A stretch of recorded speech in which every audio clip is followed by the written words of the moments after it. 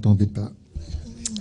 Alors vous savez sans doute qu'il existe désormais un nouveau domaine de savoir appelé 2012ologie, investi par des spécialistes qualifiés de 2012ologistes.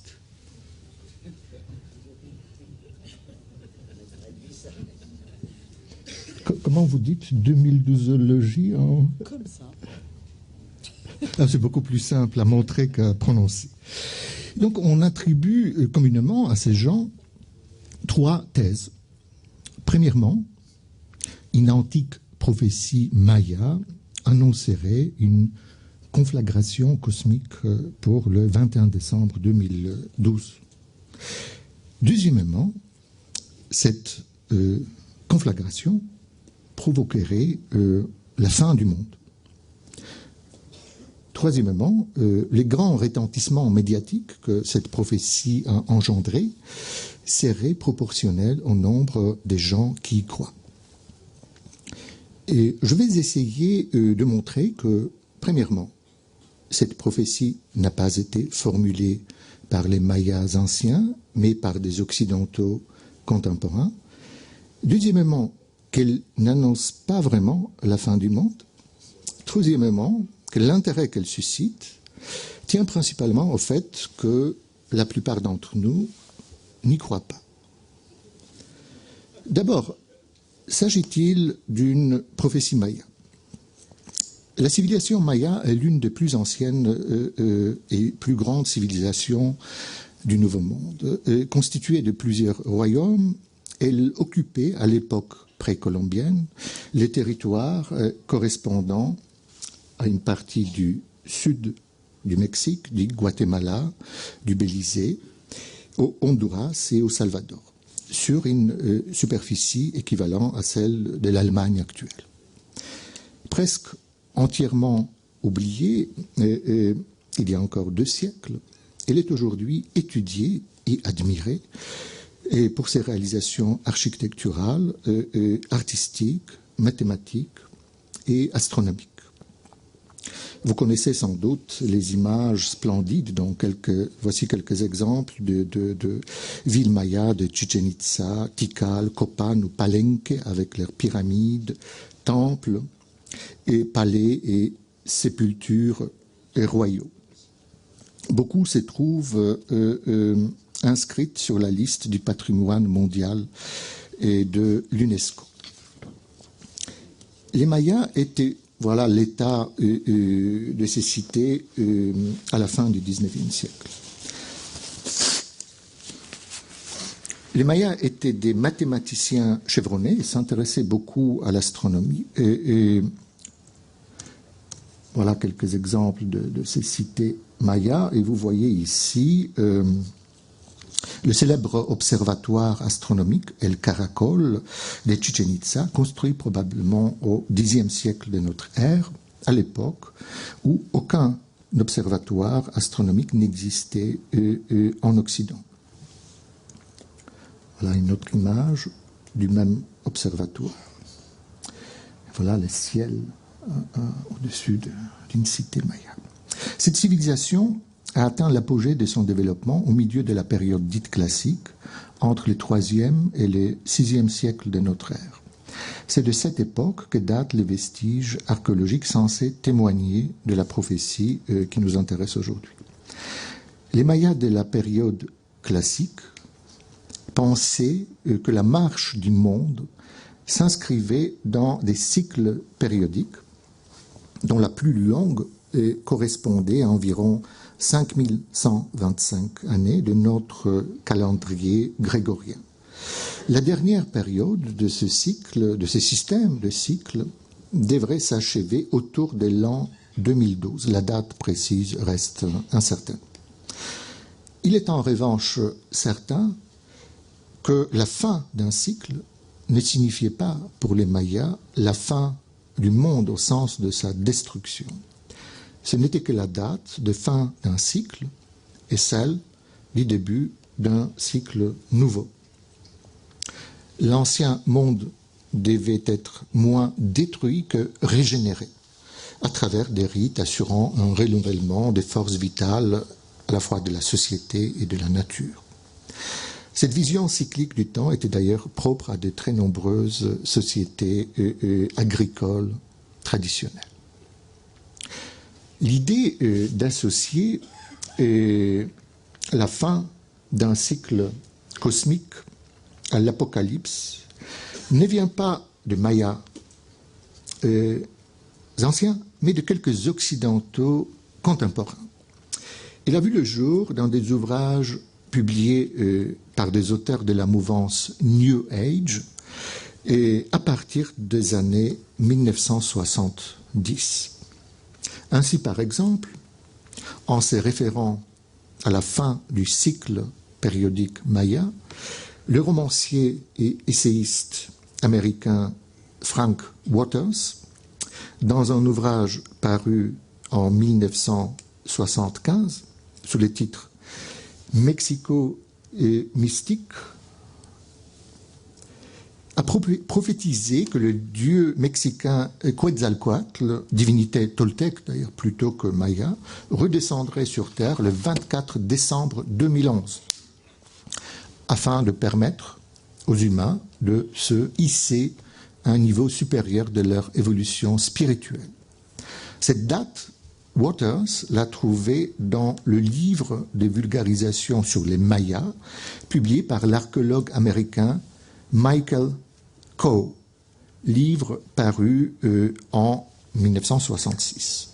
Et c'est précisément Michael Coe qui avait estimé que le 24 décembre 2011 marquera la fin d'un cycle périodique du calendrier Maya et qui, à partir d'indices très mal interprétés et contestés par les autres spécialistes, a estimé que cette date correspondrait, dans l'esprit des Mayas, à la destruction du monde. Dans les contextes de la guerre froide, on est en 1966, et cet événement, selon lui, devait coïncider avec un conflit nucléaire. Donc, je vous rappelle qu'en 1966, et on était 3 ans à peine après la crise de missiles de Cuba, qui avait mis le monde au bord d'un tel conflit nucléaire.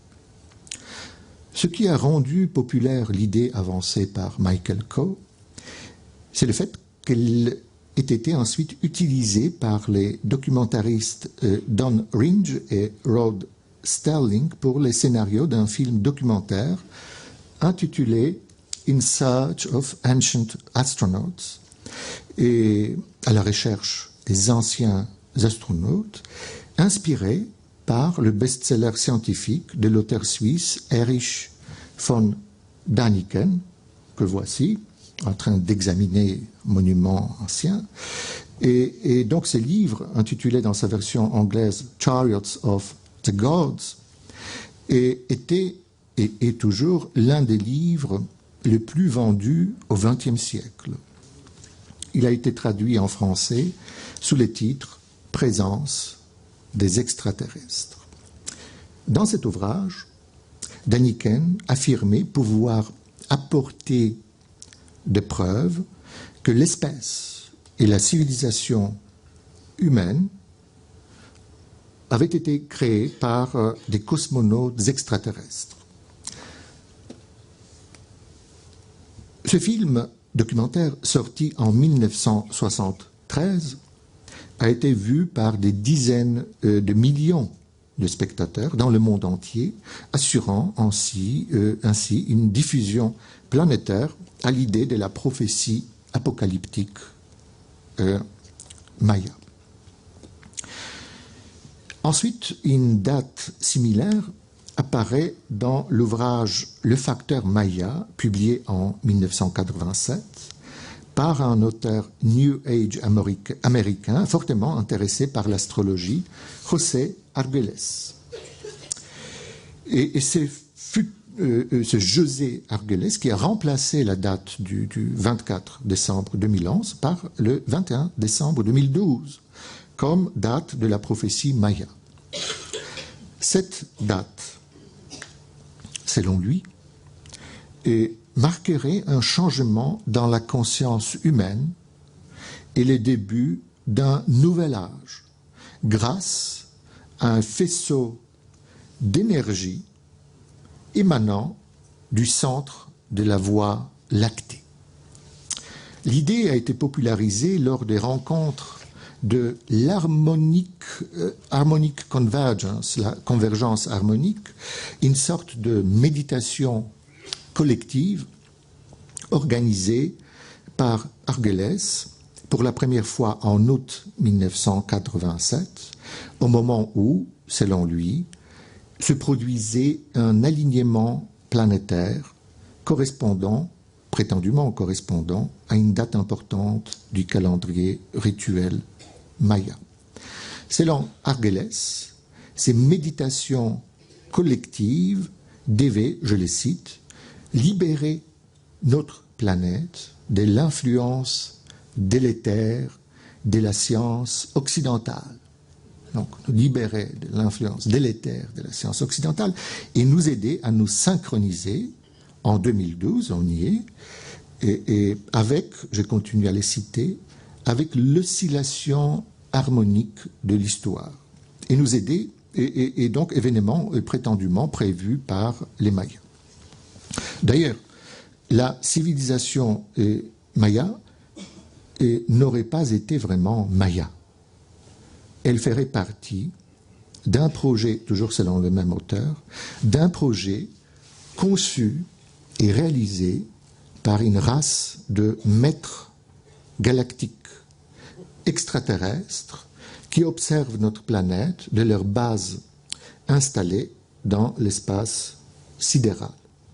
Selon Argelès, cela expliquerait le fait que les Mayas auraient possédé des connaissances astronomiques qui n'avaient rien à envier à celles de nos scientifiques. Argelès a annoncé l'arrivée sur Terre d'ambassadeurs galactiques en 1992-93.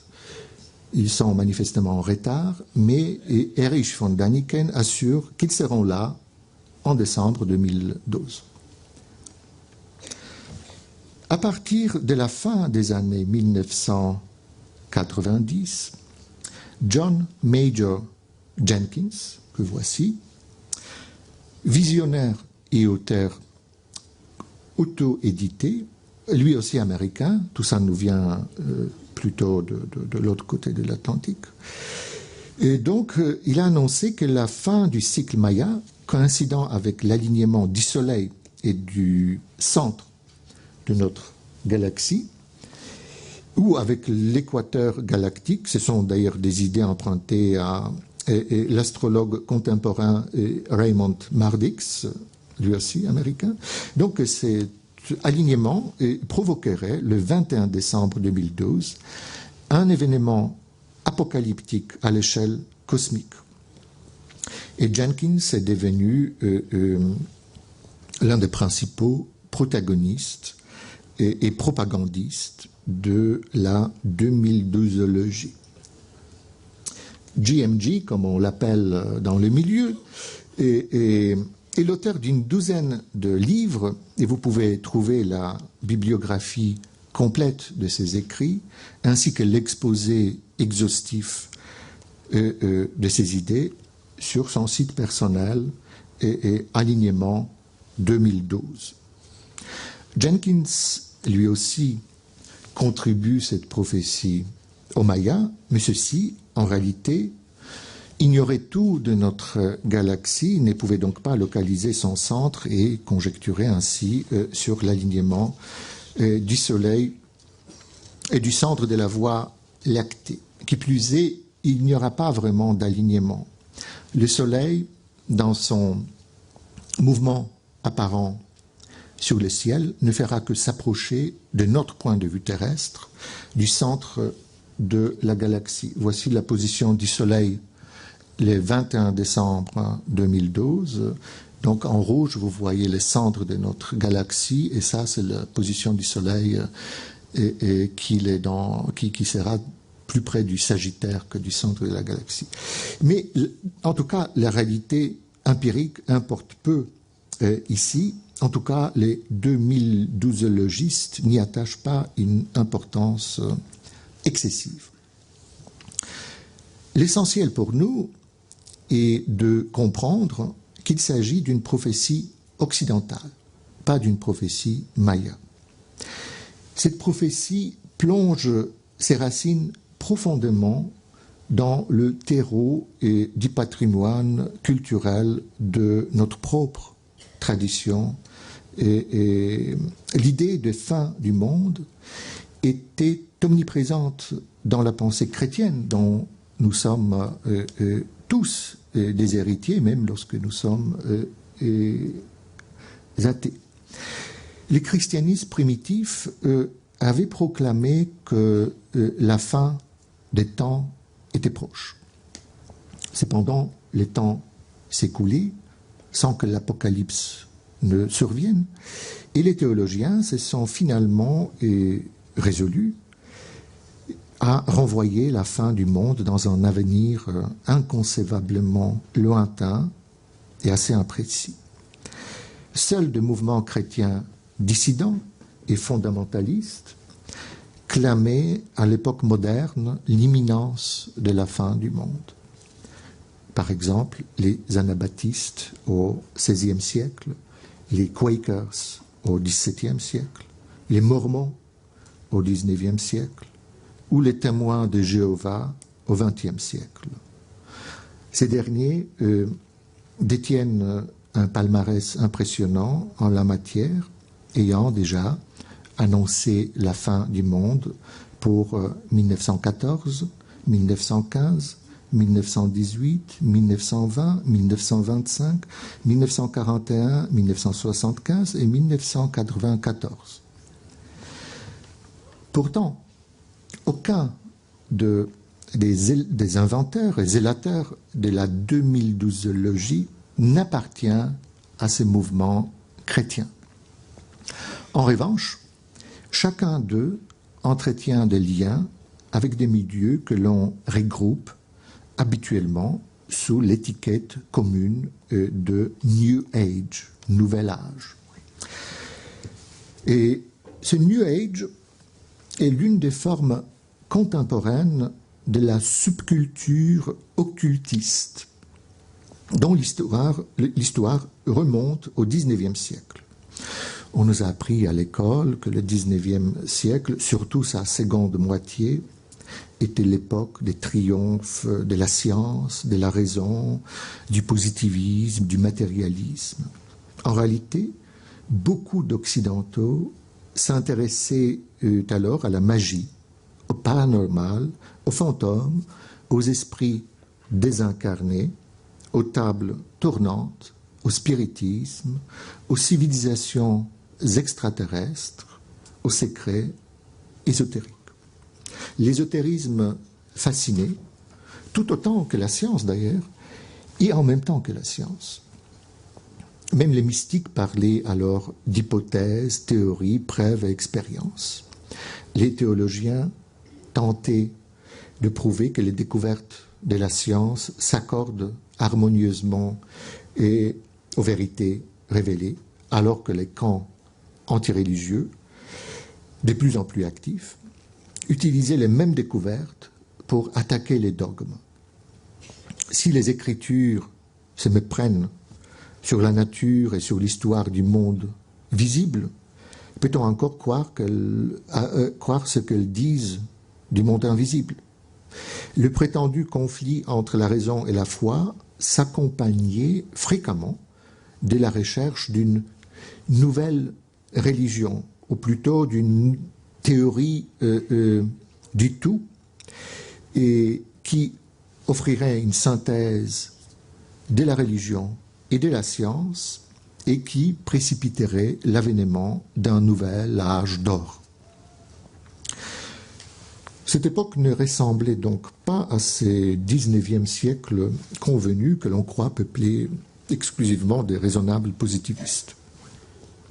Tous admiraient la science, certes, mais n'était pas rare, ceux qui désiraient que la science soit une connaissance rédemptrice, capable de rendre à l'humanité la parole perdue d'une ancienne sagesse et de réconcilier à la fois la science et les religions entre elles. Cette sagesse primordiale, panacée de mots du présent, espoir d'un avenir meilleur, on l'imaginait préservée dans un lointain berceau de la civilisation. Les regards se tournaient de plus en plus vers l'Inde, pays devenu déjà réel aux yeux des Occidentaux, mais dont la culture mal connue restait encore assez fabuleuse. Certains supposaient que les traces de cette sagesse primordiale se seraient conservées au Mexique, où l'on venait à peine, à l'époque, de découvrir le vestige des grandes civilisations avec leurs pyramides, les pyramides mayas, entre autres. Et les Mayas sont devenus rapidement des survivants de l'Atlantide, dont les rescapés auraient colonisé les deux rives de l'Atlantique, en fondant la civilisation égyptienne d'un côté et la civilisation maya de l'autre. Inutile de dire que la science n'a jamais pu étayer ces conjectures. Cela n'a pas empêché ces spéculations de connaître un succès considérable à l'échelle internationale.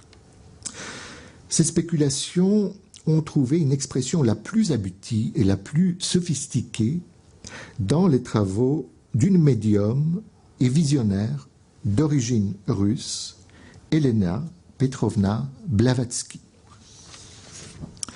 qui a exposé ses idées dans deux ouvrages volumineux, Isis dévoilée, paru en 1877, et La doctrine secrète, publiée en 1888. La publication de ces deux ouvrages, ainsi que la fondation en 1875 de la Société théosophique, dont plusieurs centaines de sections nationales ont rapidement été créées dans presque tous les pays, sur les 5 continents, et dont les magnifiques sièges se trouvent à Paris, le Square Rapp, un monument de l'Art nouveau qui mérite une visite touristique. Et donc, ces dates ont marqué la naissance de la subculture occultiste, qui a laissé sur la culture occidentale une marque bien profonde et encore visible aujourd'hui. Cet occultisme ambitionnait de redécouvrir les vérités d'une sagesse primordiale, dont les traces se seraient conservées jusqu'à nos jours dans des traditions religieuses et philosophiques des grandes civilisations de l'Occident, de l'Orient et de la Mésoamérique. En dépit d'un vernis exotique, la vision occultiste du monde est fondée sur quelques idées empruntées au gnosticisme antique, qui fait partie intégrante de la tradition occidentale. Il est important d'en comprendre le schème général pour pouvoir saisir ensuite les contextes intellectuels dans lesquels est née la 2012ologie. À l'instar des gnostiques de l'Antiquité, les occultistes modernes pensaient que l'homme primordial demeurait dans une réalité purement spirituelle, parfaite, supraterrestre. Par l'entremise d'un mauvais démiurge, créateur de la réalité matérielle, l'homme est tombé dans le monde matériel, où il souffre désormais en exil, oublieux de ses véritables origines spirituelles. Cependant, il garde dans son fort intérieur une intuition de la vérité, un germe de la sagesse parfaite dont il fut à l'origine détenteur. Il éprouve toujours la nostalgie de son berceau et le désir de retourner dans la réalité spirituelle qu'il a vu naître. La longue histoire de l'humanité, plus même l'histoire de la vie sur Terre, serait celle d'une lente ascension de la substance spirituelle dont la vie est porteuse vers ce monde supraterrestre de l'esprit. Et l'humanité actuelle ne serait qu'un chaînon de la grande évolution où les progrès de la civilisation constituent la condition nécessaire du progrès spirituel de l'homme. Cet occultisme du XIXe siècle espérait réconcilier 4 idées en apparence disparates, voire contradictoires. D'abord, l'évolution darwinienne, nouvellement formulée, et qui serait, pour les occultistes, celle du substrat matériel de l'esprit. Ensuite, l'évolution culturelle, théorie également neuve dans la seconde moitié du XIXe siècle. Et enfin, l'idée de l'évolution spirituelle qui renvoyait à la fois au mythe gnostique de l'ascension cosmique de l'âme tombée dans la matière et la doctrine orientale de la réincarnation mise à la mode à cette époque par le spiritisme. Une chose importante doit être ici soulignée et retenue pour comprendre la suite de mon argument. La vision du monde proposée par les occultistes comportait une conception singulière du temps et du devenir historique. Cette histoire n'est renvoyée plus ni au temps cyclique des sociétés agraires et à leur éternel retour du même, ni au temps linéaire de l'histoire chrétienne et de l'histoire darwinienne. C'était un temps en quelque sorte en spirale, où l'évolution ascendante des êtres vivants, évolution à la fois corporelle et spirituelle, surtout spirituelle, se trouvait ponctuée des grands cataclysmes apocalyptiques et qui donnaient à la linéarité de l'évolution une torsion en spirale. Dans ces mouvements cycliques, le monde terrestre revenait invariablement au même point du parcours, mais c'était chaque fois à un niveau supérieur du développement spirituel et organique. La légende des continents est perdue, Atlantide, Lémurie, Mu, a nourri la conception de catastrophes purificatrices qui anéantissent périodiquement les civilisations, tout en permettant à des races et cultures nouvelles de s'épanouir à la surface du globe après avoir accompli un soudain saut évolutif et auquel la catastrophe était indispensable. Fidèles à leur doctrine, les héritiers de l'occultisme, dont les adeptes du New Age font partie, attendent depuis toujours l'avènement d'un nouvel ébranlement apocalyptique qui permettra aux justes, aux élus, aux éclairés de fonder une humanité nouvelle, spirituellement et plus évoluée que la nôtre. Et c'est dans ces milieux qu'a été formulée l'idée d'un ébranlement cosmique en 2012. Il s'agit d'une prophétie occidentale inscrite dans le patrimoine d'une tradition particulière de notre culture, celle de la subculture occultiste, renouvelée et enrichie par la mouvance New Age. Si j'ai insisté ici sur la conception de l'histoire propre à cette subculture, c'était pour souligner le fait que l'apocalypse que ces adeptes appellent de leur vœu ne constitue pas pour eux la fin du monde. Si fin du monde il y a, ce n'est que celle de notre monde, du monde tel que nous les connaissons. Sur les décombres de notre monde, à nous, monde épuisé, altéré, voire haïssable, devrait s'élevait un monde renouvelé, meilleur, supérieur, un jalon nouveau sur le chemin de l'évolution spirituelle qui devrait nous permettre de renouer avec une réalité supérieure dont la chute dans la matière nous avait chassés. Lors d'un colloque récent que les 2012 zoologistes ont tenu en 2011 à Cancún, au Mexique, sous le titre éloquent de « Colloque des prophètes », voici son affiche.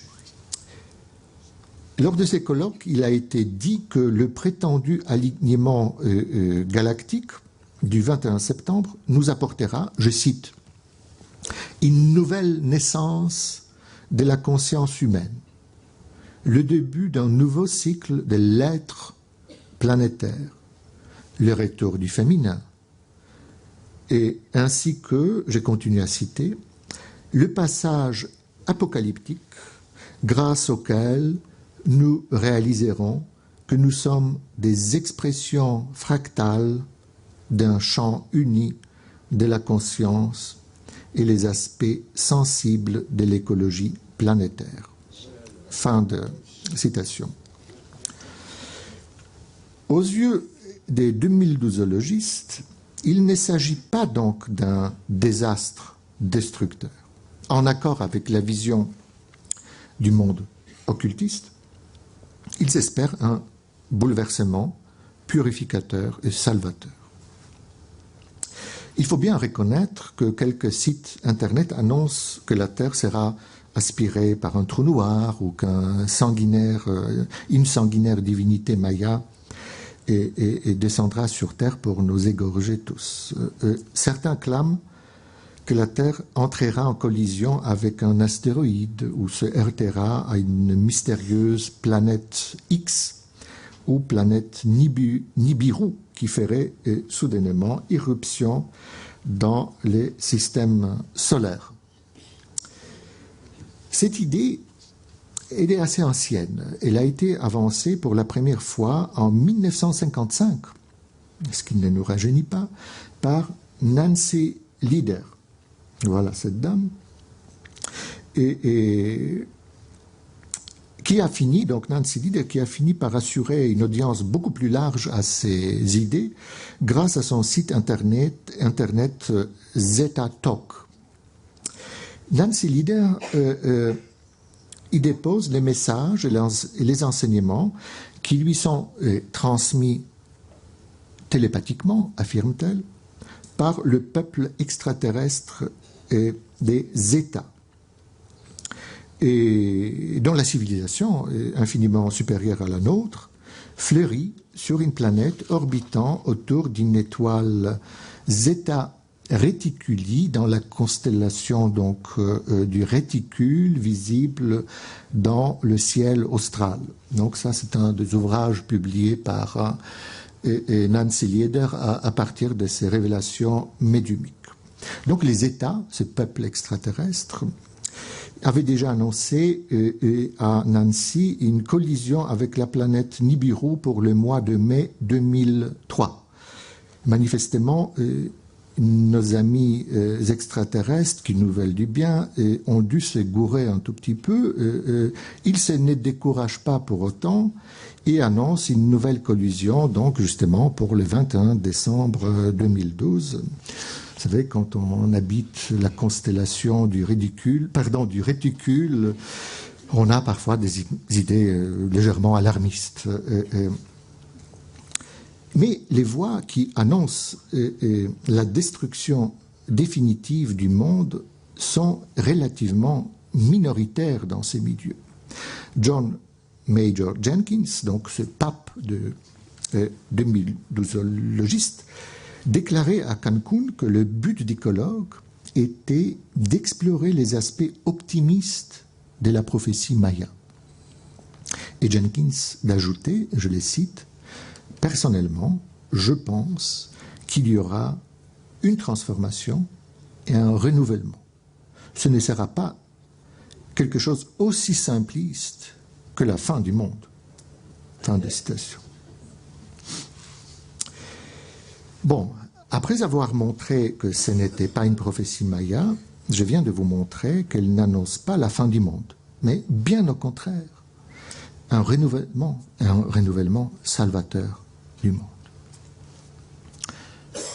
Le dernier point.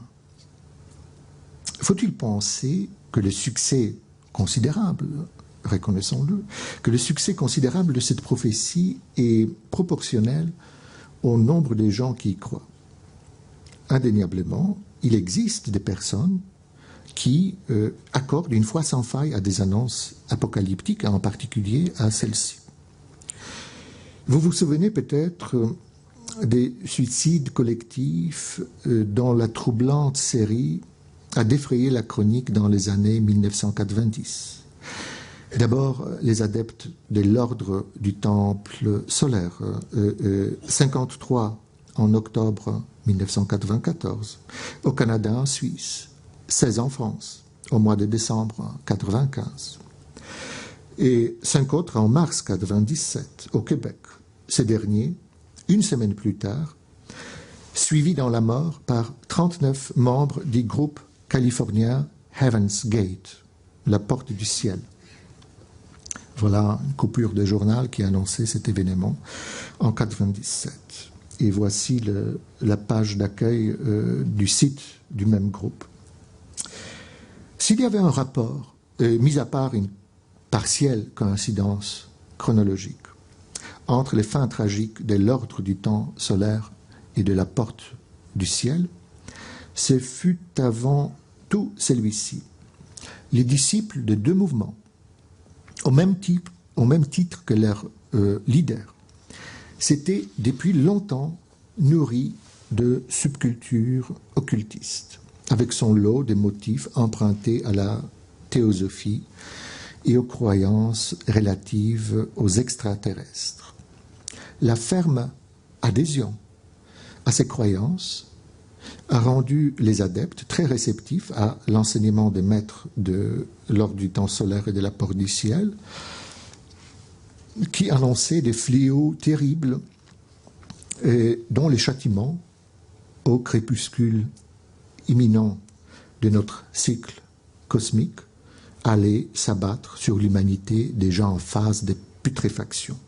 Signe qu'il était temps de quitter des corps voués à la destruction et d'aller porter un germe de vie sur une autre planète où leurs âmes devaient retrouver les corps de gloire, terme emprunté à Saint Paul d'ailleurs, un terme chrétien, et donner ainsi naissance à une humanité nouvelle, libre des vices qui souillent à présent la Terre. On parlait de la venue proche d'une soucoupe volante qui transporterait les adeptes sur Jupiter, leur nouvelle demeure. L'heure vint, appartenant depuis toujours au règne de l'esprit, explique le testament spirituel de l'ordre du temps solaire, appartenant depuis toujours au règne de l'esprit, nous incarnant sans rompre le lien subtil qui unit la créature au créateur. Nous rejoignons notre demeure, parce que nous savons qui nous sommes, d'où nous venons, où nous allons. Conscients de notre futur, nous concrétisons aujourd'hui les conditions d'un plan préétabli en d'autres temps. Nous quittons cette terre pour retrouver en toute lucidité et en toute liberté une dimension de vérité et d'absolu, loin des hypocrisies et de l'oppression de ce monde, afin de réaliser le germe de notre future génération. Fin de citation. Les adeptes de la porte du ciel, eux aussi désireux de passer à un niveau supérieur de l'évolution spirituelle, attendaient l'arrivée d'un vaisseau spatial qui devait s'approcher de la Terre dans les sillages de la comète Hale-Bopp. Voilà une des photographies de cette magnifique comète visible dans notre ciel en 97. Et donc, selon une idée assez répandue dans les milieux New Age, dans les sillages de cette comète s'approchait un vaisseau spatial extraterrestre pour accueillir donc les âmes des élus, les âmes extraites des coquilles corporelles désormais inutiles et les mener vers une planète lointaine que la loi cosmique réserve à une humanité supérieure. Ils ont choisi la mort, mais pour eux, c'était une victoire ultime de la vie. Et, horreur suprême, pour les convictions de notre bon sens, ils se sont donné la mort dans la joie.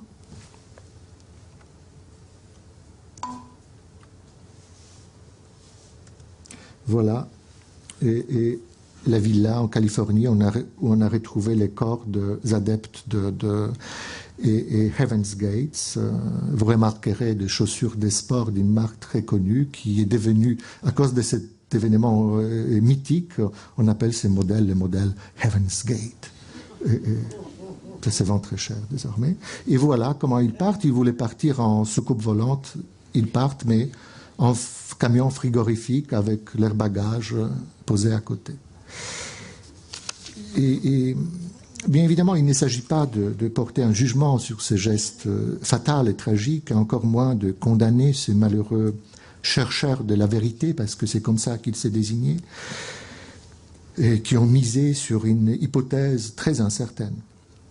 Les médias les ont aussitôt calomniés en attestant par cette réaction hostile que le suicide,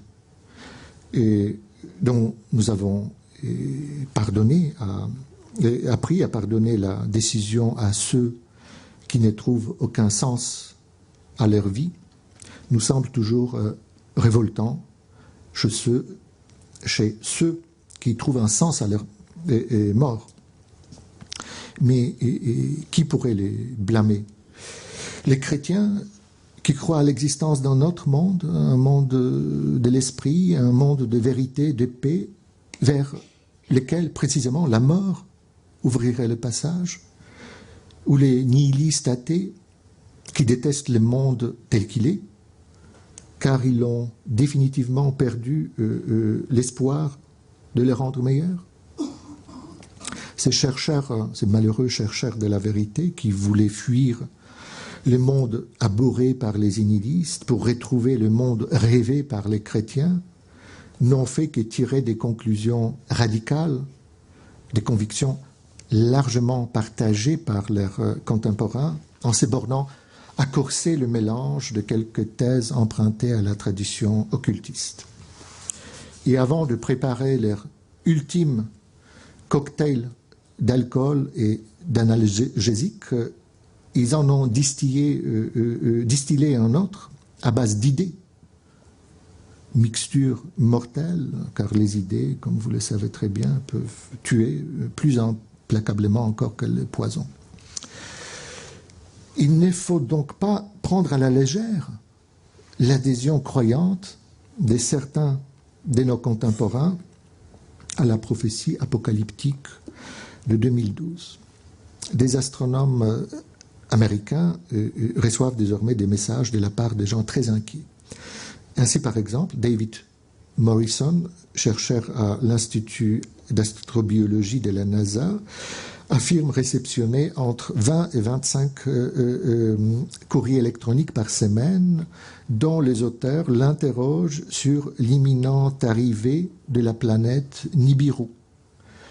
Et il y a des gens qui lui demandent s'ils ne devraient pas tuer leurs enfants et se suicider eux-mêmes avant que la catastrophe cosmique ne s'abatte sur notre planète. Heureusement, ce genre de réactions, même si elles existent et sont tout à fait réelles, reste rare. Une telle adhésion croyante extrême se rencontre principalement dans les franges fondamentalistes de l'occultisme et parfois dans l'évangélisme chrétien protestant.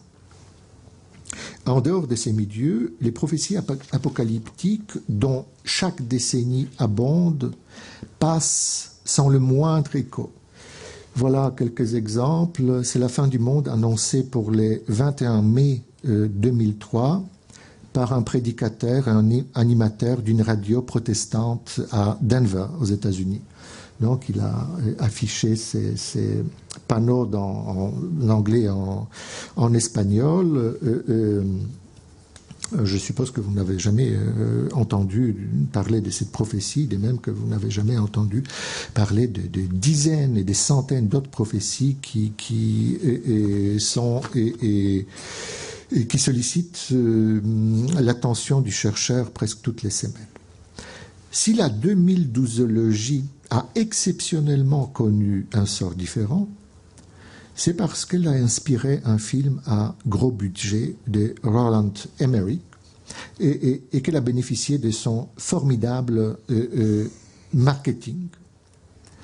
En 2009, le lancement du film 2012 a été précédé par la mise en place du site internet d'un institut scientifique fictif appelant l'humanité à se préparer à la fin imminente du monde, prétendument annoncée par une prophétie maya et confirmée par la science. Voici la page d'accueil de cet institut scientifique fictif. Il s'agissait d'une des premières applications de la technique du marketing viral, destinée à assurer la promotion d'un film par le truchement d'une rumeur artificiellement suscitée, dont le web devait spontanément reprendre la propagation.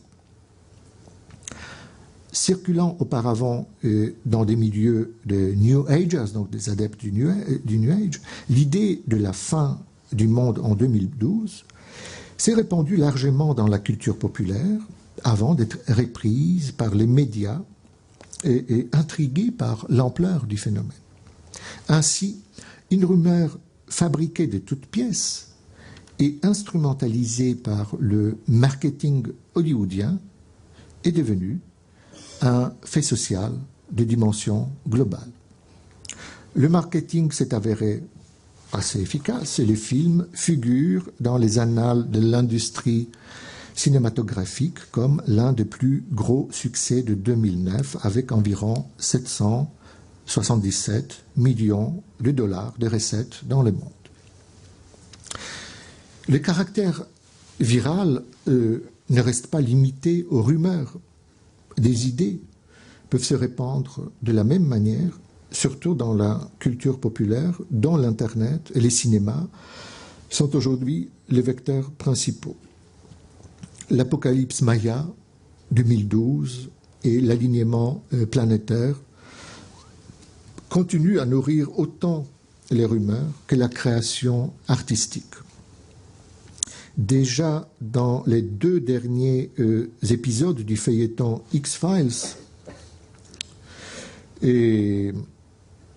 qui puisait abondamment dans l'imaginaire de la subculture New Age, dans ces donc 2 épisodes liminaires diffusés en 2002, la date du 22 décembre 2012 apparaissait comme celle de la colonisation de notre planète par des extraterrestres, événement apocalyptique prétendument prévu par une prophétie maya selon les scénarios de ces 2 épisodes.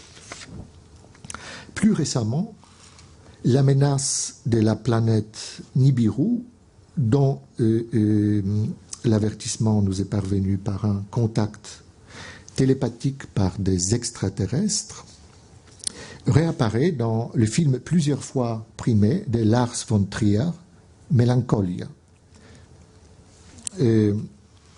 Dans la seule langue anglaise, il existe désormais plusieurs dizaines de films documentaires, environ 1 millier de livres et plusieurs centaines de milliers de sites internet consacrés à l'Apocalypse 2012 et à des thèmes apparentés. L'idée continue donc à se répandre.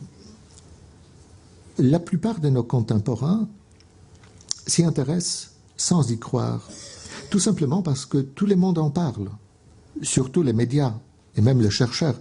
J'ai contribué à alimenter ce buzz en vous donnant aujourd'hui cette conférence. Nous nous y intéressons non parce que nous croyons à cette idée et que nous la trouvons effrayante, mais parce que nous n'y croyons pas et que nous la trouvons fascinante, intéressante à penser, distrayante.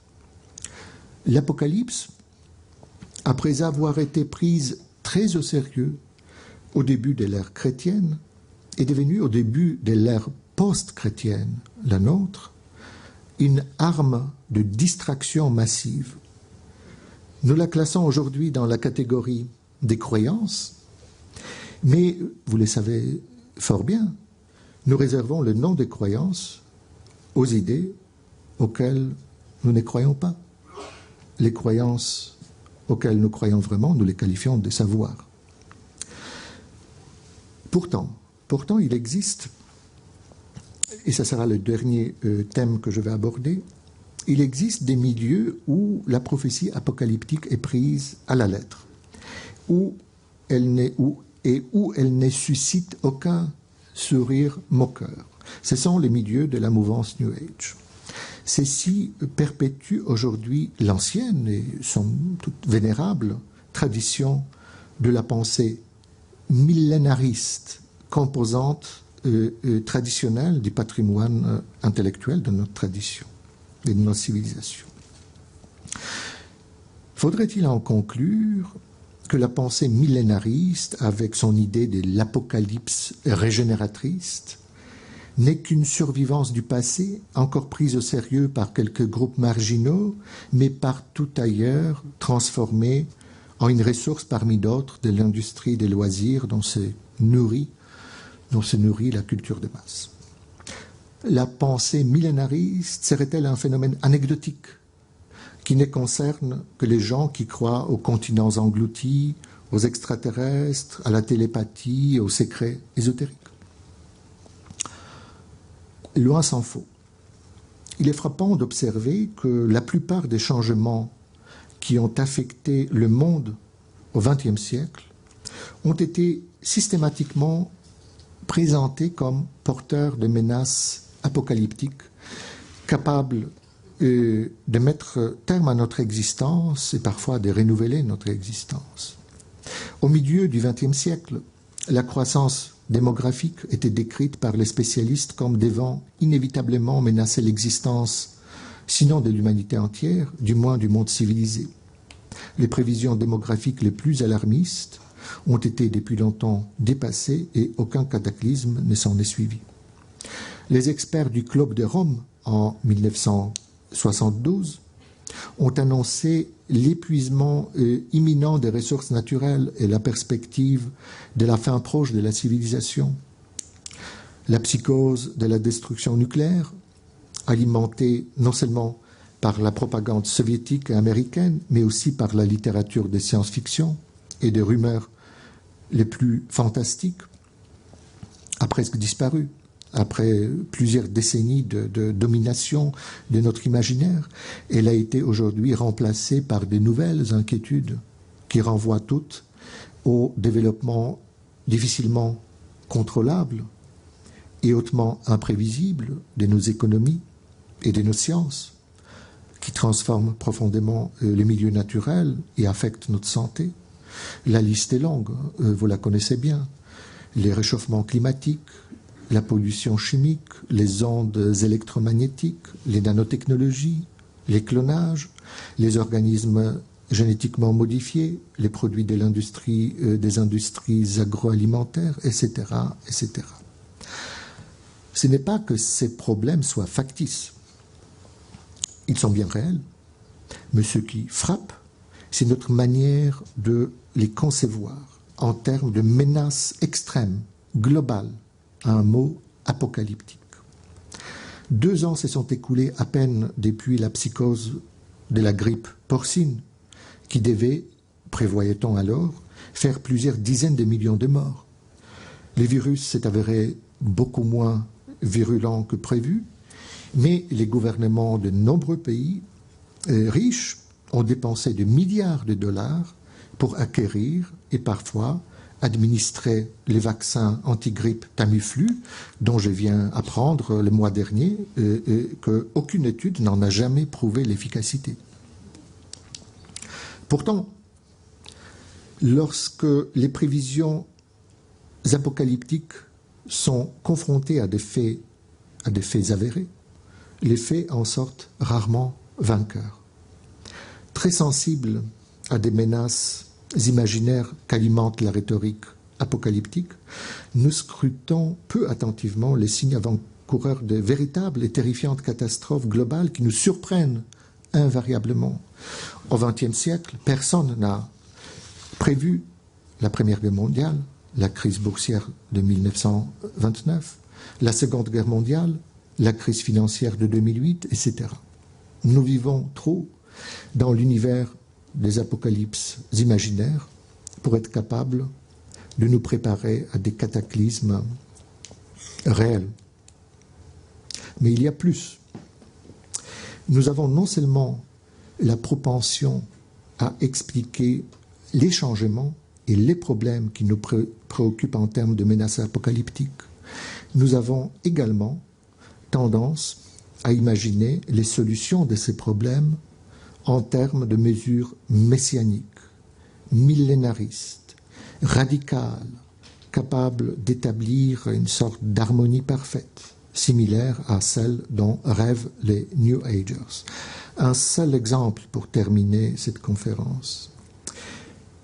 Lors de la campagne présidentielle de 2007 en France, j'ai analysé les discours de tous les candidats à la magistrature suprême de la République. Et 2007, essayons d'imaginer cette époque bénie. C'était encore avant la crise des subprimes, avant la crise bancaire, avant la crise économique qui a suivi la crise bancaire, avant l'effondrement de l'euro.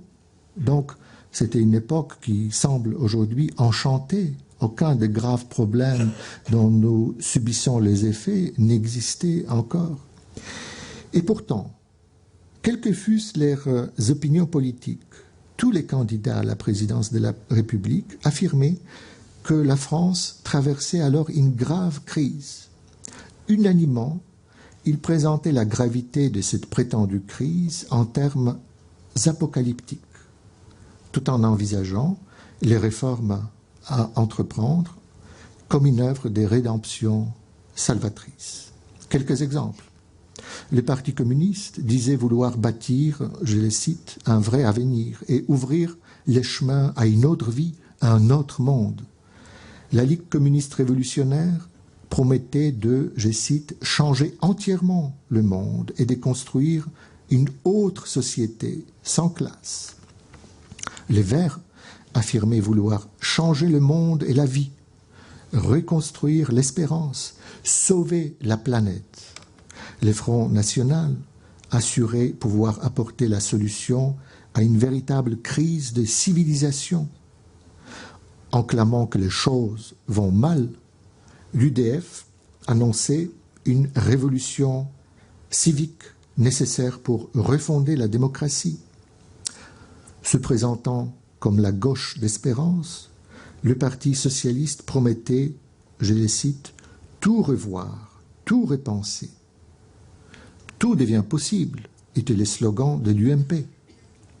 La rhétorique apocalyptique et rédemptrice fait partie de notre bagage culturel partagé. Elle sert couramment à dramatiser les discours politiques qui font ainsi appel davantage à des émotions qu'à la raison. Ce qui m'étonne, ce n'est pas tellement que les politiques emploient cette rhétorique, c'est plutôt le fait que les électeurs l'acceptent sans broncher.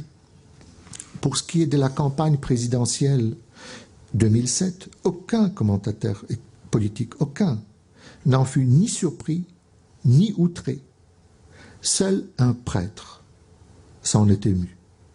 sur les ondes de la radiofréquence protestante, le pasteur Pierre Cochet de l'Église réformée de France s'est dit choqué par les caractères messianiques et millénaristes qu'ont revêtus les discours de chacun des candidats. Le président n'est pas le Messie. Il y a d'autres moyens de susciter l'espoir, concluait-il. Non sans raison, me semble-t-il. Ne jetons donc pas trop vite la première pierre à ces braves adeptes de New Age qui pensent que le monde va à sa perte et qui attendent un grand chambardement dont le choc nous permettra de renouveler le monde et de retrouver une harmonie perdue. L'alignement galactique et son nouvel âge valent bien la révolution et c'est le lendemain qui chante, ou encore le développement durable et sa conscience écologique planétaire. L'imaginaire millénariste continue à nous servir à penser la réalité. En revanche, il n'est pas sûr qu'il nous permette de garder un contact avec la réalité. Je vous remercie.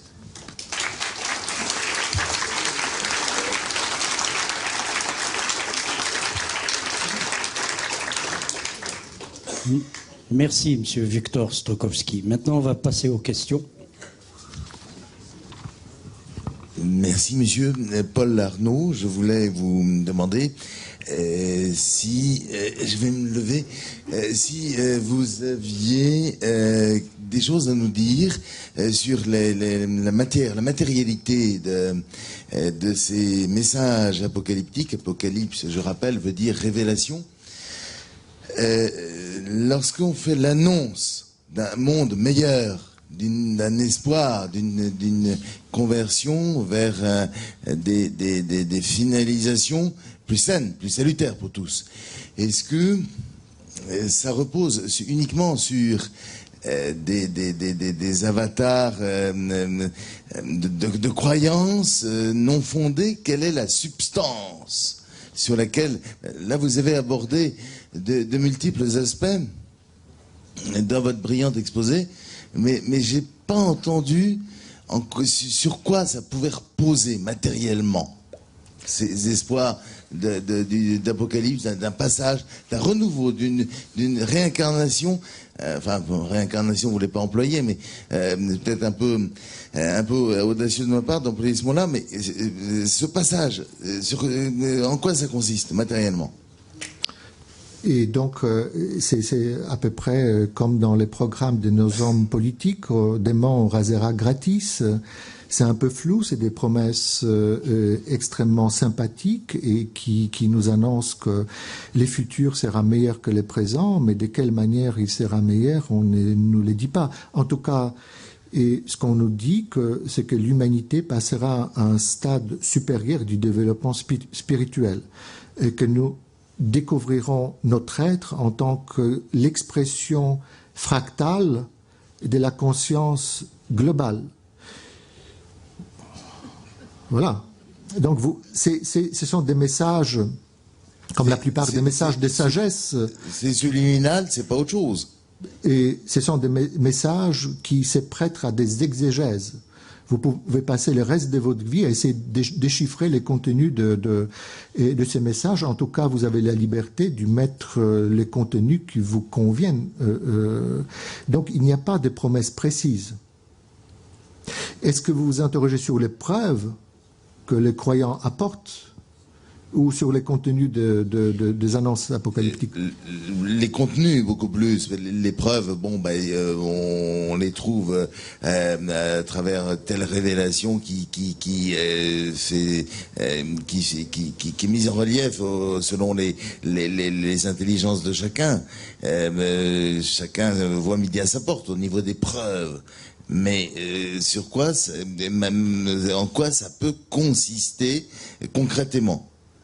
Non, il n'y a pas si vous lisez l'Apocalypse de Saint Jean, une autre révélation, et ça donne pas une image extrêmement précise du futur. On annonce un renouvellement, et un renouvellement amélioratif.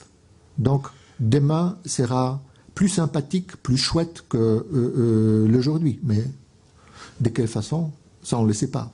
On va communier tous, puisque nous savons, vous savez désormais que vous êtes tous et toutes des expressions fractales de la conscience.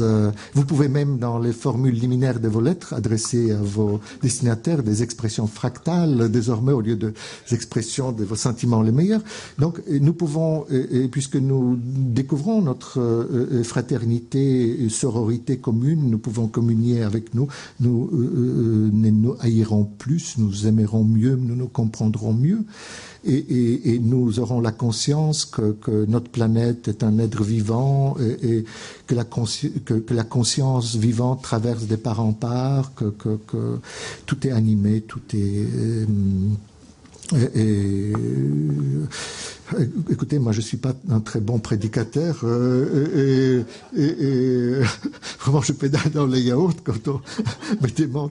Et lisez les sites web de Monsieur Jenkins, il explique ça très bien, ou les annonces des habitants du réticule. Et donc là, il y a des détails, mais les détails qui...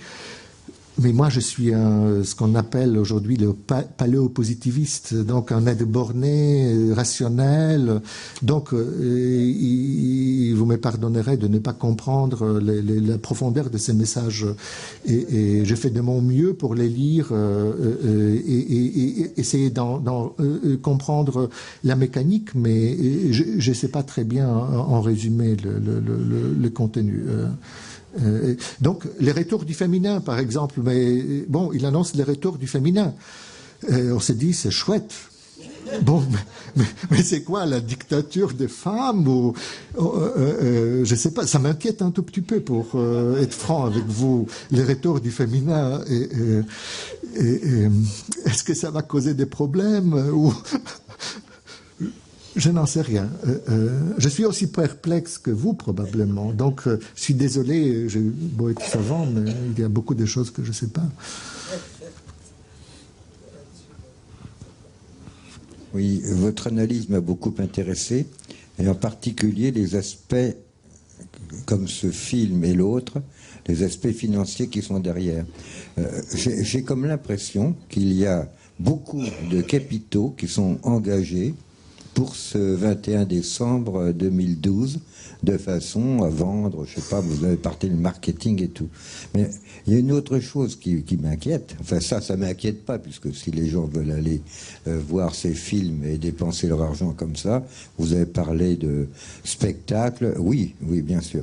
La deuxième chose, c'est est-ce qu'ils seraient capables, ces gens-là, alors là, de faire des émeutes, je sais pas moi, de mettre des explosifs dans les trains, enfin, de faire quelque chose pour montrer qu'ils ont raison. Et ça, je me demande s'il n'y a pas un risque là-dessus, puisque ça vient pas, bien sûr, il y en a eu, je sais pas moi, un millier de fin du monde.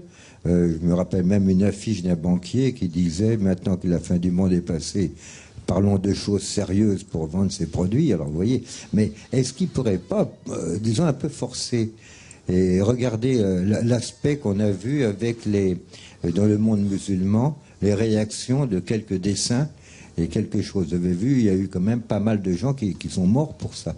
Est-ce qu'il n'y a pas un risque là-dessus? Et donc, je ne suis pas un futurologue, bien sûr, donc je ne saurais pas prévoir l'avenir. Et il est certain qu'il y a beaucoup d'argent derrière tout ça.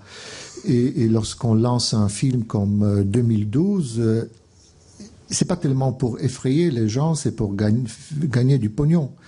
Et est-ce que tous les gens qui participent à ce buzz, comme on dit en français désormais, et autour de 2012, gagnent de l'argent? Il faudrait adresser cette question aux organisateurs de cette conférence. Moi, je ne sais pas combien de millions de dollars ça va apporter. Non, je pense que bon, l'argent est omniprésent dans nos sociétés. Dans tous les domaines. On ne peut pas jouer l'étonné en découvrant que les cinémas, ça implique des sous. Faire un film, ça coûte des millions de dollars, des dizaines de millions de dollars. Ça rapporte, c'est fait pour gagner de l'argent. Et les gens comme Madame Nancy Lider, je ne pense pas qu'elle gagne des masses. Peut-être ça lui apporte son site internet des petits revenus. Je pense qu'elle les fait par conviction. Est-ce que l'industrie cinématographique hollywoodienne est prête à poser des bombes? Je ne crois pas, franchement. C'est pas comme ça qu'on fait de l'argent. Et dans ce domaine, est-ce que ces prophètes sont prêts à mettre des bombes? C'est arrivé déjà au Japon, souvenez-vous. Donc, il y a parmi eux des gens prêts à passer au terrorisme, c'est évident. Mais tous ces gens New Age me semblent assez inoffensifs. Et ils croient vraiment à cette communion spirituelle de l'humanité, à cette évolution. Et je pense que le terrorisme, la violence, ce sont des choses qui leur sont profondément étrangères. On verra le 21 décembre. Je peux me tromper complètement. Complètement, c'est-à-dire on peut voir la planète X apparaître dans le ciel. Donc vous m'excuserez, moi personnellement j'y crois pas, mais et ce n'est pas impossible à 100%, rien n'est impossible dans cet univers étrange où nous vivons. Personnellement, j'y crois pas, bien évidemment. Bonsoir. J'avais une question, tout d'abord merci pour votre exposé. J'avais une question sur la dynamique de ces prédictions millénaristes. Est-ce que vous pouvez nous éclairer sur le fait, est-ce qu'on observe une accélération de ces prévisions? Est-ce que l'année 2000 finalement a ouvert les vannes et le flux augmente de plus en plus? Et est-ce qu'on peut, corréler cette accélération qui semble empirique mais qui semble ressentie à une perte de contrôle politique sur le réel? C'est-à-dire qu'on a des politiques quelque part qui sont peut-être de moins en moins influents sur la société, qui sont censés modifier et gouverner, pour reprendre un peu la fin de votre exposé. C'est une question difficile. Personnellement, je pense qu'il s'agit d'un processus aléatoire. Et je ne pense pas que la plupart, mais c'est à vous de me dire, est-ce que la plupart d'entre vous qui vous êtes dans cette salle croient à la fin du monde le 21 septembre? Et pour la plupart des gens, c'est un sujet de rigolade.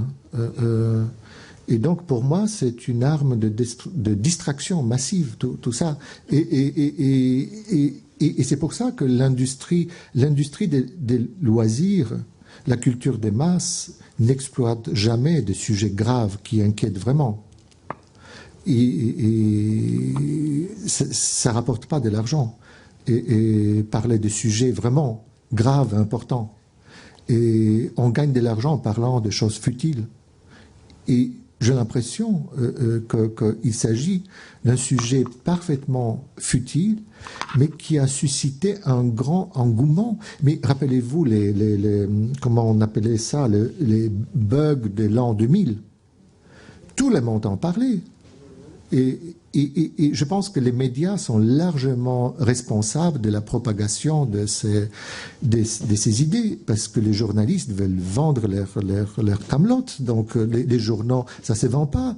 Donc quand on parle de choses sérieuses, les gens ne veulent pas lire, ne veulent pas écouter. Donc on leur balance ce genre d'idées qui correspondent, qui sont basées sur des schémas, des pensées profondément enracinées dans notre culture, mais qui, en l'occurrence, à notre époque, ne sont plus pris au sérieux.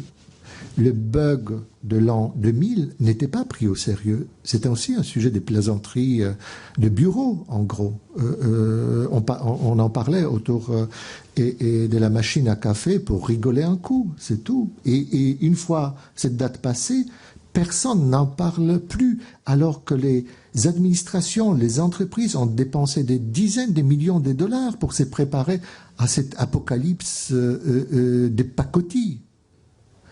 Donc, est-ce que quelqu'un parlera de cet apocalypse le 22 décembre, le 23 décembre? Non. personne ne m'invitera plus à en parler. Ça sera oublié, enterré, on passera à autre chose, à une autre connerie, si vous me permettez. Et bon, pourquoi pas, pourvu que ce soit drôle, bon, on peut. Mais c'est une machine qui tourne à vide. Et j'ai l'impression. Donc, je ne pense pas que ça correspond à ce désarroi idéologique. Si les gens prenaient cette idée au sérieux, on pourrait poser cette question et imaginer que dans une situation où les hommes politiques ont du mal à nous rassurer, et leur discours nous inquiète plutôt, parce qu'on voit très bien qu'ils ne comprennent pas ce qui leur arrive, ce qui nous arrive, et qu'ils n'ont aucune solution. Donc, dans cette situation, on pourrait effectivement imaginer l'émergence des solutions alternatives. Mais cette idée de la fin du monde n'apporte aucune solution et ne pose aucune vraie question. Et la cause de nos inquiétudes, ça devrait être l'alignement planétaire. Hein. Donc, moi, je pense que nous vivons désormais dans une réalité parfaitement irrationnelle et aléatoire. Il ne faut pas chercher des causes et des logiques.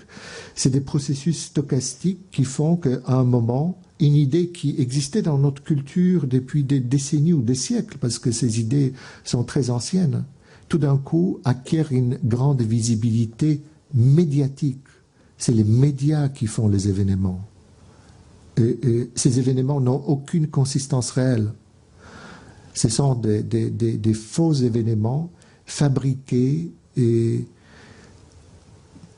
par Internet, désormais de plus en plus souvent, mais je pense que l'Internet est aussi assisté par énormément par les médias. Oui. Moi, j'ai une question. Vous avez parlé de la 2002-ologie. Donc la 2002-ologie en tant que champ de savoir. Mérite-t-elle vraiment ce qualificatif, puisqu'il sera périmé dans 2 mois? Il sera périmé du point de vue médiatique. Ces gens ne vont pas renoncer à leurs croyances. Et ils ont déjà annoncé l'apocalypse à plusieurs reprises depuis une dizaine d'années. Et lorsque cet apocalypse ne survient pas, ils ne disent pas « Ah, tout ça, ce qu'on a dit, c'est n'importe quoi ». Ils disent « Bon, nos calculs étaient inexacts, l'apocalypse est imminente, la fin du monde viendra, on s'est trompé des dates ». Donc pour eux, toutes ces idées gardent leur actualité. C'est pour les grands publics, c'est pour les médias que l'idée cessera d'être intéressante. Bon, on s'est amusé, mais il faut trouver un autre sujet pour rigoler, pour faire des articles dans nos canards, et pour faire des soirées spéciales sur Canal+, etc. Donc, on cherche des distractions nouvelles. Notre société est assez blasée et les journalistes essayent de lui donner la nourriture qu'elle semble demander. Je ne sais pas si elle demande ça, notre société. Mais le fait que les gens aillent voir ces films et montre que peut-être c'est ça dont vous avez besoin. Vous voulez qu'on vous présente ces genres d'idées de pacotille? Je ne sais pas, c'est à vous de répondre. Et je viens d'accuser des hommes politiques, des journalistes, mais je pense que ce sont surtout les électeurs et les lecteurs qui sont à blâmer. On a des hommes politiques et les médias que l'on mérite.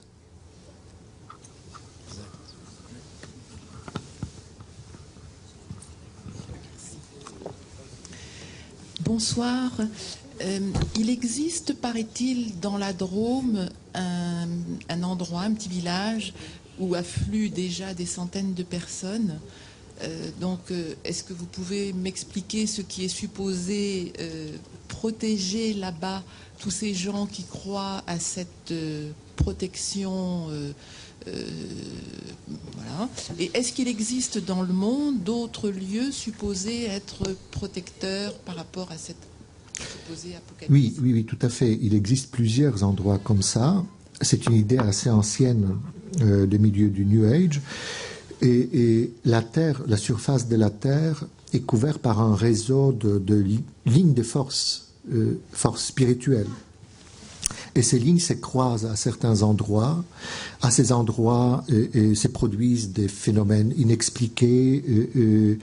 On y entend des voix, on peut y voir des extraterrestres, on peut y puiser une énergie particulière. Et l'un de ces endroits, c'est les monts Shasta, dans l'État de Washington. Et en France, donc, nous avons ces petits villages dont je me souviens plus les noms. Et j'avais bon, peu importe le nom. Et donc, c'est dans des croyances répandues dans ces milieux. Et c'est un endroit particulier. Il suffit de s'y trouver pour donc recharger ses batteries spirituelles. Et aussi pour être à l'abri de ces grands événements apocalyptiques qui va se produire le 21 décembre 2012. Donc il paraît que l'endroit est désormais visité assez fréquemment, les habitants se plaignent, le maire est outré, ça fait de désordre dans ce petit village. Et sans doute il y aura beaucoup de gens. J'ai un collègue de l'université de Poitiers qui étudie cet endroit, donc il y sera. Et sans doute le 21 décembre, il publiera un article là-dessus, donc on aura des nouvelles de ce qui s'est passé dans ces villages.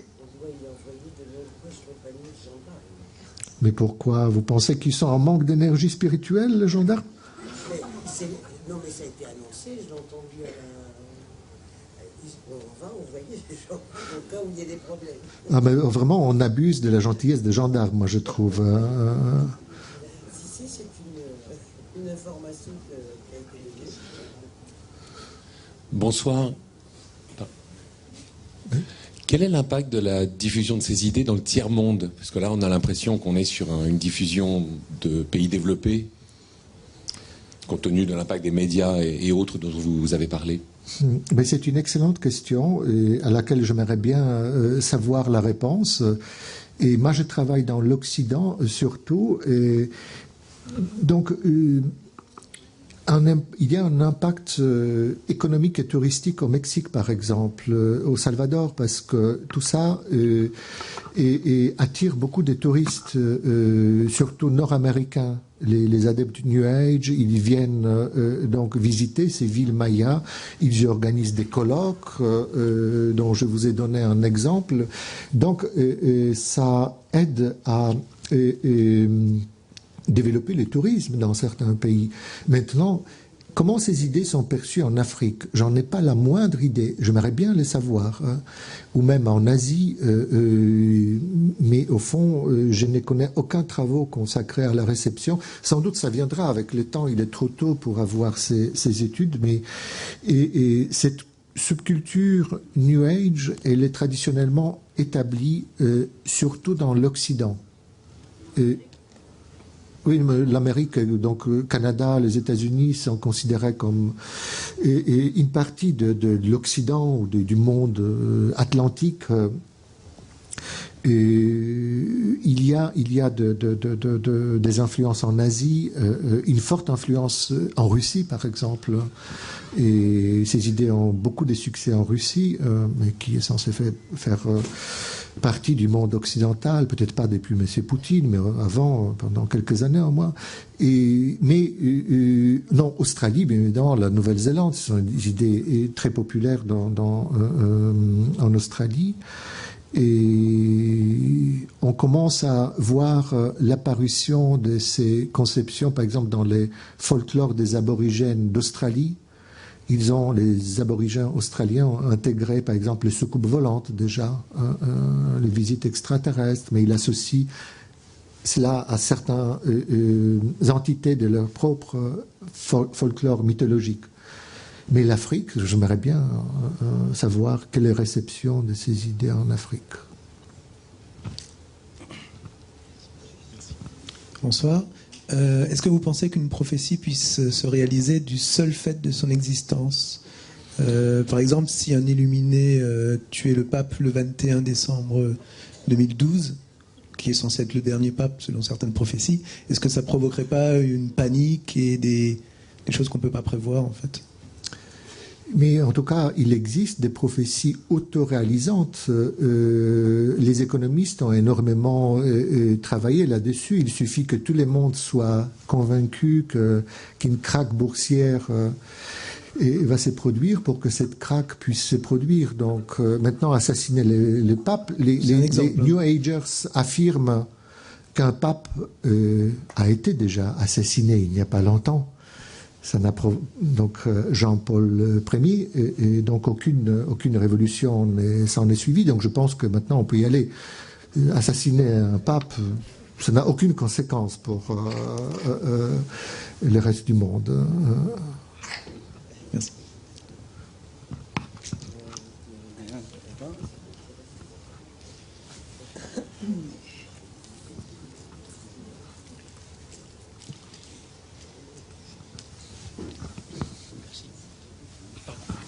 Bonsoir. J'ai tendance à faire le rapprochement entre toutes ces prophéties millénaristes et les histoires que l'on raconte aux enfants le soir pour qu'ils s'endorment mieux. Ces sortes de, on peut pas dire que ce soit des contes de fées parce qu'il y a le loup qui va manger la grand-mère et le petit chaperon rouge. Il y a l'affreuse reine jalouse qui va empoisonner, etc., etc. Donc je me demande si psychologiquement il n'y a pas quelque chose dans l'esprit humain qui a besoin d'avoir peur périodiquement pour ensuite peut-être mieux se rassurer. Si vous pouviez m'éclairer sur cette espèce de névrose ou psychose, je ne sais pas, vous m'apporteriez un petit peu de lumière. Merci. Et bon, je ne suis pas un psychologue, donc mes compétences en la matière sont extrêmement modestes. Il se peut que cela corresponde à une infrastructure psychologique de la personnalité, du moins dans la culture occidentale, chez des gens qui étaient formés dans cette tradition culturelle, parce que l'apocalypse n'existe pas dans toutes les cultures, c'est une idée typiquement occidentale. Mais il est possible que les gens élevés dans cette tradition culturelle aient un pli psychologique qui facilite leur adhésion à cette conception ou qui fait en sorte qu'ils sont particulièrement fascinés par la fin du monde. C'est effectivement une sorte de fantasme. Comment le dire? Le monde dans lequel nous vivons ne nous paraît pas parfait, n'est-ce pas? On a toujours je prends souvent les trains, les RER. Je me suis dit récemment, après avoir passé 3 heures dans un tunnel, qu'il est beaucoup plus agréable d'être transporté par la musique que par la RATP. Bon, donc le monde est imparfait, on le constate tous les jours. Et effectivement, on se met à rêver d'un grand événement qui mette terme à ces petits soucis de la vie quotidienne. On voudrait que la baguette soit bien cuite le matin, que le métro ou le RER partent à l'heure, que nos hommes politiques enfin cessent de nous prendre pour des cons, etc., etc. Et donc, mais comment faire? On ne sait pas comment faire. Ça serait bien que le soleil arrive au centre de la galactique et patatras, tout d'un coup, ça change. Les trains se mettent à arriver à l'heure. L'école commence à donner à nos enfants une éducation digne de ce nom, etc. Donc, effectivement, c'est un fantasme, c'est une sorte de conte de fées, comme vous dites, oui, auquel on aimerait bien croire. Mais ça, c'est de la psychologie naïve. Et je l'ai dit en tant qu'un petit spéculateur lambda qui imagine des choses, et pas en tant qu'anthropologue payé avec votre argent, l'argent des contribuables, pour produire des connaissances, des véritables connaissances. Ça, c'est des petites spéculations naïves.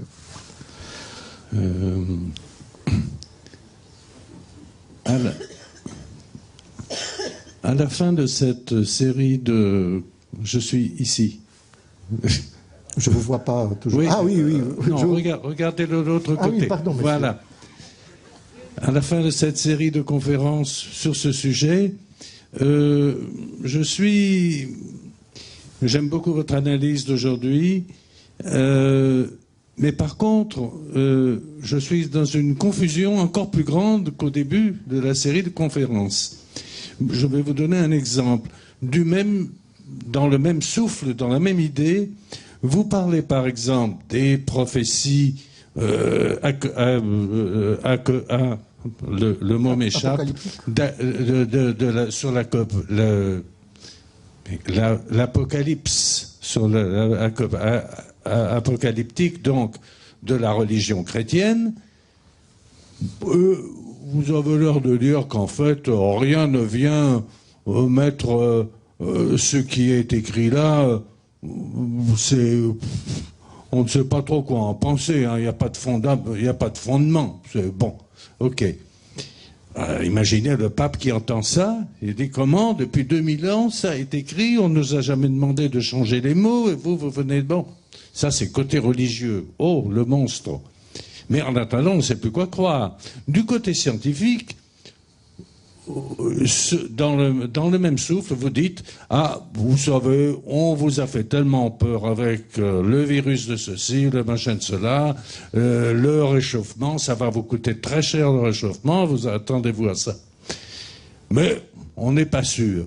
Alors, mais par contre, il y a certains cas où à force de crier au loup, plus personne n'y croit. Et j'aimerais que vous me donniez, je ne sais pas, à la fin de cette conférence, on ne croit plus en rien, ni à la science, ni à la religion, ni aux politiques. Voilà. Et je trouve que, quand même, il faudrait pouvoir croire en quelque chose, même si c'est un peu inventé. Bon, ça va être long alors de vous répondre. Non, vous avez mal compris mon message. Et je n'ai jamais dit qu'il s'agit uniquement des croyances non étayées.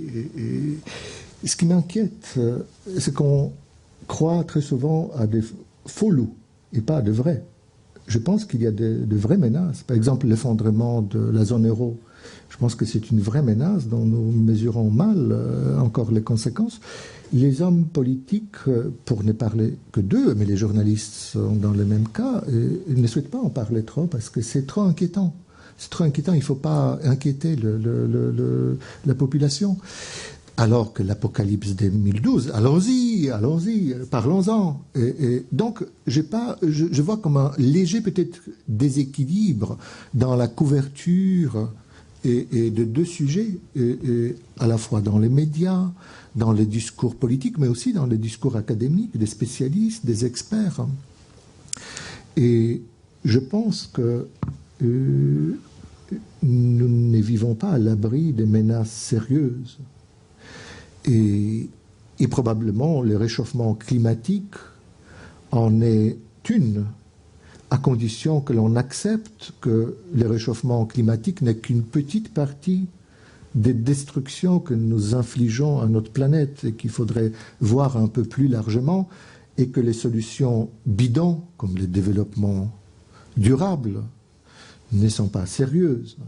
Donc, c'est ça que j'essaye de dire. Je pense qu'il faudrait commencer à parler de vrais problèmes, d'utiliser de faits pour et montrer la vraie nature de ces problèmes, essayer d'imaginer des solutions viables. Maintenant, bon, la religion en particulier, la religion chrétienne a toute ma sympathie. Mais là, je parlais en tant que savant. En tant que personne privée, je peux avoir mes croyances seulement, et je les garde pour moi. Et l'idée de l'apocalypse, en tant que telle, ne me semble pas choquante. Et je pense que tous les croyants, de quelque religion qu'ils soient, de quelque église qu'ils soient, ils peuvent adopter cette idée. et lui donner un sens spirituel particulier et de vivre en accord avec cette interprétation.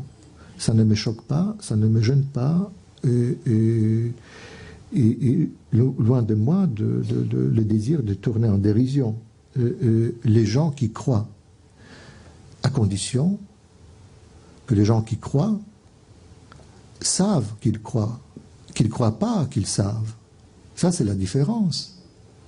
Ça, c'est la différence. Et d'ailleurs, les pères de l'Église et souligner cet aspect. Nous croyons parce que nous ne savons pas. Nous optons, nous adhérons à certaines idées que nous ne pouvons pas démontrer. Nous croyons en leur vérité et nous adoptons cette vérité, nous vivons en accord avec cette vérité. Donc, moi, je ne condamne pas les croyances. Je suis loin d'avoir une admiration béate pour le savoir. Je pense qu'il est utile dans la vie collective et dans la vie privée de savoir où s'arrêtent nos savoirs et où commence notre croyance. Je ne pense pas qu'une vie humaine puisse être bâtie uniquement sur les socles d'un savoir. Je pense que chacun d'entre nous construit sa vie et aussi en fonction d'un certain nombre de ses croyances, mais il faut les tenir pour ce qu'elles sont, c'est-à-dire pour des croyances. Oui, bonsoir. Moi, effectivement, je réfléchis depuis tout à l'heure à savoir pourquoi ce mythe de la fin du monde revient à chaque fois. Et je me dis quelque part, si ça revient depuis des millénaires, c'est que sa base, c'est la souffrance. S'il n'y avait pas de souffrance, si on était au paradis, par exemple, la Terre serait un paradis, on ne penserait pas à la fin du monde.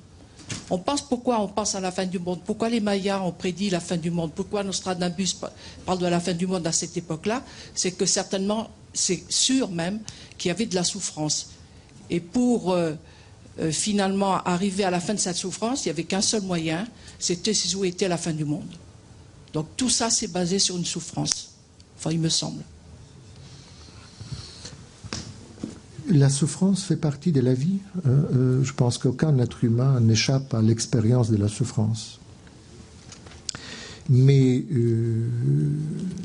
un certain nombre de protagonistes de ces idées ne semblent pas, à mes yeux, je suis peut-être mal informé, ne semblent pas souffrir particulièrement ou éprouver. C'est des gens qui sont nés dans une société industrielle riche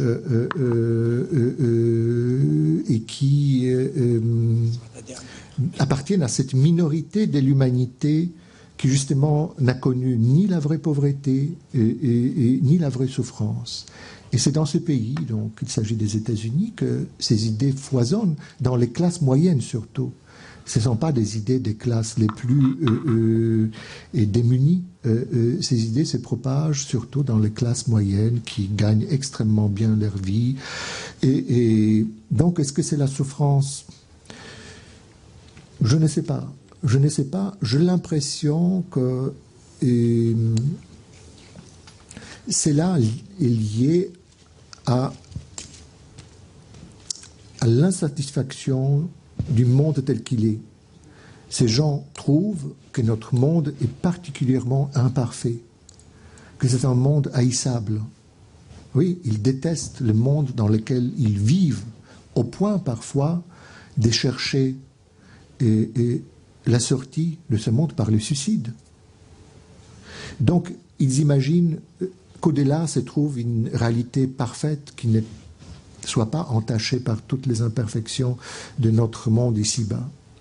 Et ça, c'est une conviction fortement ancrée dans leur vision du monde. Et d'ailleurs, la civilisation occidentale, si vous me permettez ce terme un peu vague, c'est celle où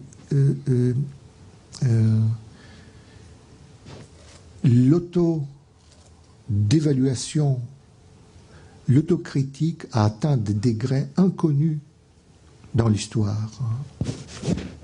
Et il y a une sorte de autodétestation de l'Occident par l'Occident. Il y a même des travaux désormais sur ces sujets. C'est un phénomène très étrange. Nous sommes extrêmement critiques et très insatisfaits de nous-mêmes, de nos sociétés, de nos économies, alors que nous vivons dans des sociétés qui nous garantissent une abondance relative, que la plupart des êtres humains qui ont vécu sur cette planète jusqu'à présent et la plupart des êtres humains qui vivent aujourd'hui sur cette planète n'ont jamais connu. C'est très paradoxal. Et donc, cette autodétestation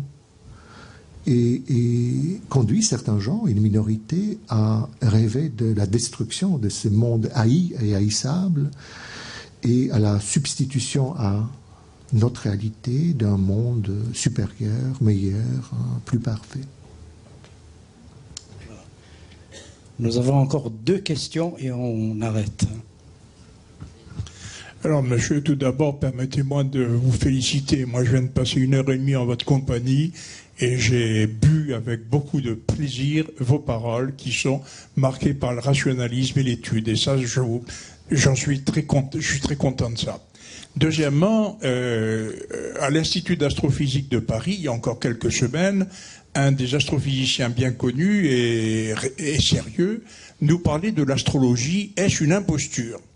Alors moi, je fais un rapprochement, petit apocalypse, c'est difficile à dire, ou grand apocalypse. Je vous laisse le soin des grandes, moi je vais parler des petites. Quand j'ouvre mon ordinateur, Gabriella, Marita, truc, machin, Diouf, machin, veulent toujours faire mon bonheur par des prévisions astrologiques, par des prévisions de ceci ou de cela, moyennant 40 € payés exclusivement par carte bancaire au préalable, vous remarquerez.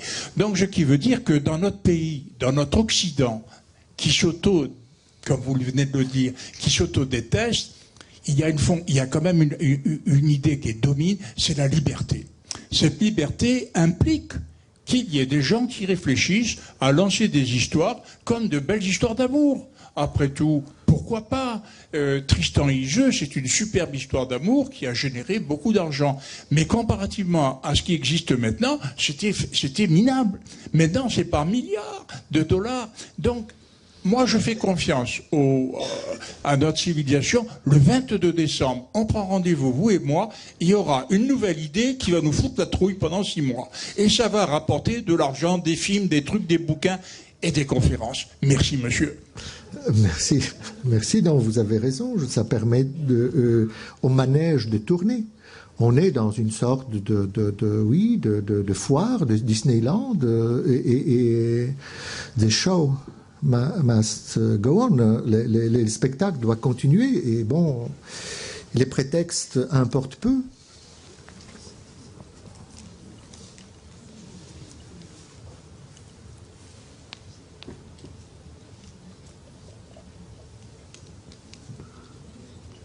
Bien, la dernière question. Bonsoir. En fait, j'aurais voulu savoir, comment dire. Jusqu'alors, on a toujours cherché à donner une fin du monde. Plusieurs fois, ça s'est répété, en l'an 2000, etc., etc. Mais la fin du monde, en fait, elle serait pas utilisée plutôt comme, comment dire, un système, la manière dont on le répète pour vouloir la prédire. Pourquoi vouloir la prédire? Ce serait pas, utilisé comme un système de propagande ou pour propager ses opinions. Mais bien évidemment que c'est un excellent moyen de divulguer ses opinions. C'est une façon que certains groupes des croyants essayent d'attirer l'attention sur eux. Parce que, si messieurs Jenkins avait annoncé qu'il allait faire de la lessive le 21 décembre 2012, personne n'en parlerait. mais il annonçait que ça sera la fin du monde. Donc là, effectivement, c'est un scoop, hein, et donc c'est plus original. C'est plus original que ouvrir une boîte de sardines ou faire de la lessive. Donc effectivement, vous avez raison que c'est une façon d'attirer l'attention sur soi. D'ailleurs, les hommes politiques, les intellectuels les font. Ils lancent des idées très spectaculaires de temps en temps, qui choquent tout le monde, qui attirent les projecteurs des médias sur eux. Et ça marchait plusieurs fois. Il suffit de songer à l'histoire politique récente. Le nazisme de M. Adolf Hitler était fondé aussi sur la promesse d'un renouvellement total du monde, sur une apocalypse, une guerre apocalyptique dont le monde devait émerger purifié de toutes ces scories, les juifs par exemple. Et c'était aussi l'idée de M. Vladimir Ilyich Lénine et de M. Josip Vissarionovitch Staline. Et il aurait suffi de tuer tous les bourgeois et tous les aristocrates et abolir la propriété privée pour que le monde... Bon, c'est un peu apocalyptique parce qu'il fallait exterminer beaucoup de monde, hein, mais bon, le monde sera renouvelé, amélioré en sortant de... Donc, ces grandes idéologies, et vous savez que ça fait plusieurs dizaines de millions de morts, hein, et donc étaient aussi basées sur l'annonce d'une apocalypse et une promesse d'un renouvellement millénariste. Donc, les idées, c'est très dangereux, c'est très dangereux. Merci, Monsieur Victor Stokowski. Merci à vous. Alors, quant à nous, nous avons un rendez-vous le 3 novembre. Le ciel va-t-il tomber sur la tête ?